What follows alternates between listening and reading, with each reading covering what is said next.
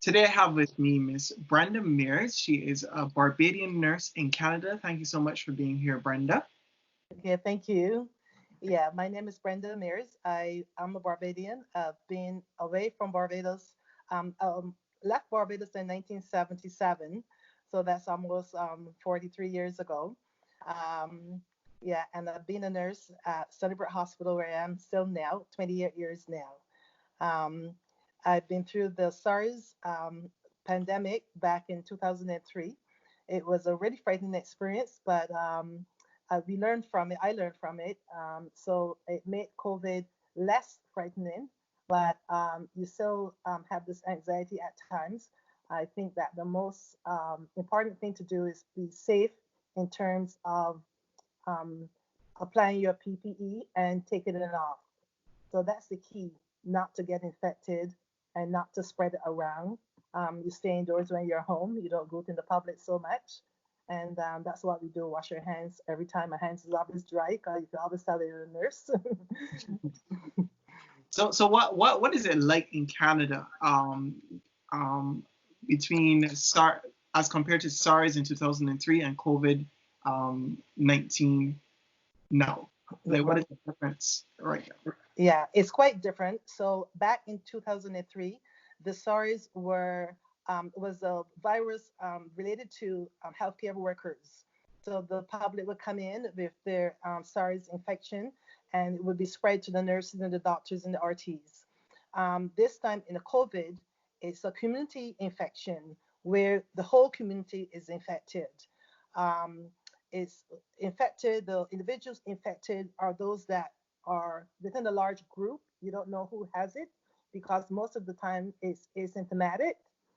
Anyone that is at a party or at Domino's games, which happened here in Canada a couple of weeks ago, anyone that has any interaction with a gathering or clusters of individuals, those are the ones that are getting the COVID, plus the ones that um, arrive from other countries. And especially, I think that most of the folks, when they came here, when they returned home, they said they were fine before they leave where they left. But I believe there's something on the airplane or something, some kind of, I don't know what it is. But, and I know that every time I travel, after traveling, you will always have a cold. And so I don't know what's in the ventilation system that will help give you a cold. But that's most of the time that's the issue. Okay, and being on the front line, how have you seen what are some of the effects that you would have seen on patients coming through, and how have you been coping as a nurse seeing all that has been happening? Okay, so with the SARS situation, we encounter lots of transmissions because most of our patients that came into our unit, they were not intubated at the time, meaning they were not on a ventilator. So they will be coughing and spilling their particles around. Nurses will get sick, and nurses becomes get SARS.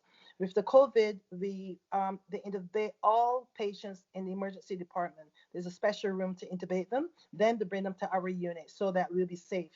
They'll be safe in transporting and they'll be safe in our unit. So yesterday was the first day that I had a COVID patient.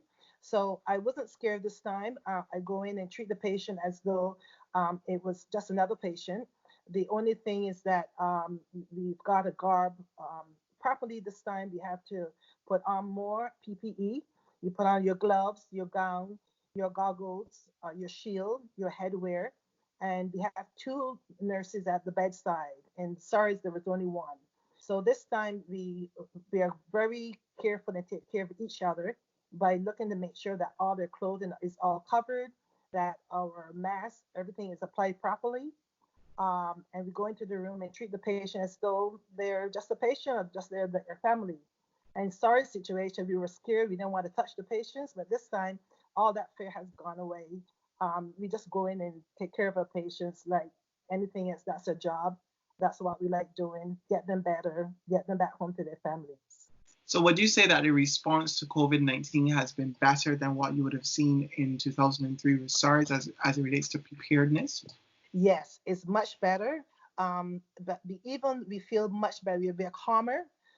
They're not that the new nurses or RTs, they have this fear because they never went through the SARS situation. But I speak to them all the time, not to worry about it. And when they see me go in, they feel the same way. They feel comfortable. I guess they're in my shoes from SARS. Mm. But anyhow, we are dealing with it much better. I'm dealing with it much better. I've got my faith. We pray before we go. We want to make sure that God is with us. We know that whatever is going on is not about us, but just go and do our job. And in terms of, I know you mentioned faith just now, but are there any other ways?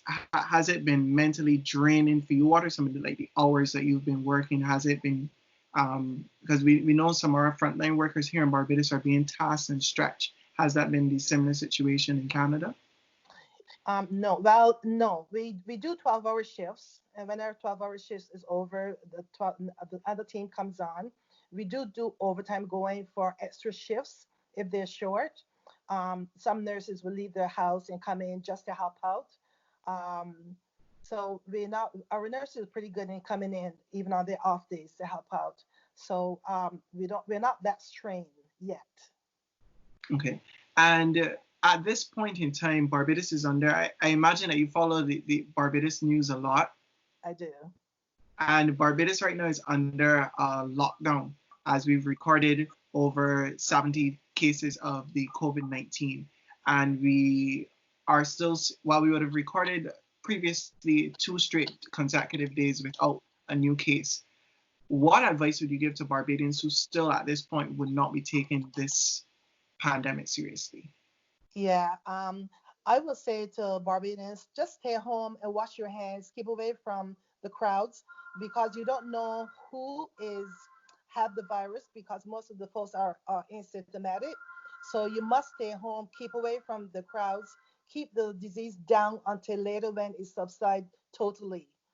We here in Canada, most of the individuals here in Canada are staying home. The highways are quite clear. I get to work really fast in the morning. So up here it's kind of empty, considering the busyness of the city. So, but I would tell Barbadians, just stay home. Just find something home with your family to do, even if you're by yourself. Blast the radio, listen to CBC, read your paper.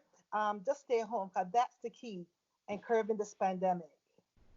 Thank you so much, Brenda, for taking the time to tell us about your situation in Canada and also to share some advice with Barbadians as well. And we hope that you stay safe. Thank you so much. Stay safe.